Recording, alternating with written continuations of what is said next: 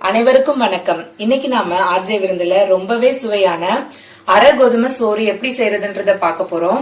இது ரொம்ப டேஸ்டியா இருக்கும். பெரியவங்க எல்லாம் அதை அப்படியே சாப்பிடலாம், இல்ல ஏதாவது குழம்பு கூட இதுல ஊத்தி சாப்பிடலாம். நல்லா டேஸ்டா இருக்கும்.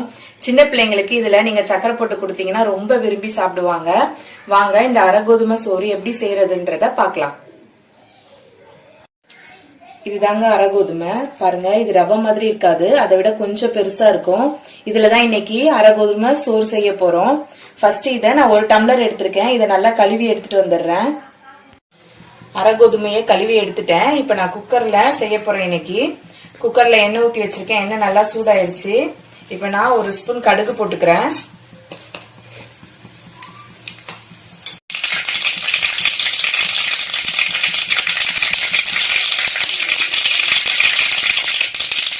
நாலு காஞ்ச மிளகாவை இப்படி கிள்ளி வச்சிருக்கேன், அதையும் இது கூட சேர்த்துக்கலாம்.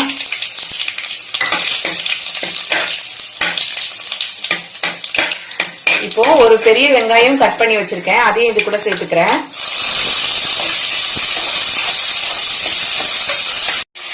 இப்போ இது கூட கருவேப்பிலை போட்டுக்கலாம். கருவேப்பிலை நல்லா நிறைய போட்டுக்கோங்க, நல்லா வாசனையா இருக்கும்.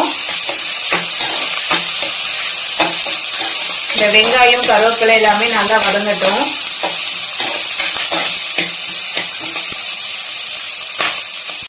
இந்த டம்ளருக்கு ஒரு டம்ளர் அரை கோதுமை எடுத்திருந்தேன். அதனால இதுல தண்ணியில வேக வைக்கிறதுக்காக இந்த டம்ளருக்கு 2 டம்ளர் தண்ணி ஊத்துனீங்கன்னா சரியா இருக்கும். வெங்காயம் நல்லா வதங்கிருச்சு. இப்ப நம்ம இதுல தண்ணி சேர்த்துக்கலாம். நான் ஆல்ரெடி தண்ணி சூடு பண்ணி வச்சிருக்கேன், 2 டம்ளர் கனெக்ட் பண்ணி. அதை நான் இப்ப இது கூட சேர்த்துக்கிறேன். இப்போ நான் ஆல்ரெடி சூடு பண்ணி வச்சிருக்கேன், தண்ணியை இது கூட சேர்த்துக்கிறேன்.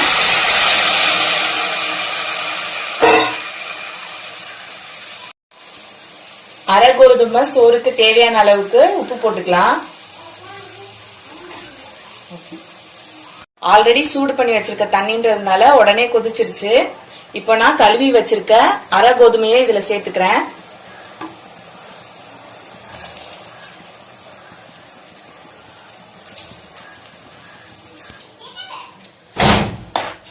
இப்போ இத குக்கர்ல மூடி ஒரு 3 விசில் விட்டுக்கலாம். எங்க வீட்ல எல்லாம் 3 விசில் விட்டா கரெக்டா வெந்திருக்கும். நீங்க உங்க குக்கருக்கு தகுந்த மாதிரி விசில் விட்டுக்கோங்க. 3 விசிலுக்கு அப்புறமா நம்ம பார்க்கலாம். விசில்லாம் நல்லா போயிடுச்சு. இப்ப திறந்து பார்க்கலாம். பாருங்க, கரெக்டா வெந்திருக்கு பாருங்க. தண்ணி எல்லாம் இல்லாம நல்லா அழகா வெந்திருக்கு பாருங்க. இந்த அளவுக்கு இருக்கணும்.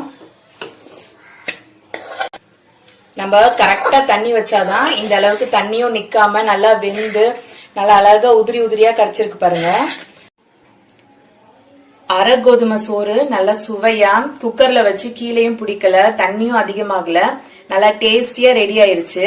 இந்த வீடியோ உங்களுக்கு பிடிச்சிருந்தா லைக் பண்ணுங்க, ஷேர் பண்ணுங்க, கமெண்ட் பண்ணுங்க, சப்ஸ்கிரைப் பண்ணுங்க. தேங்க்யூ.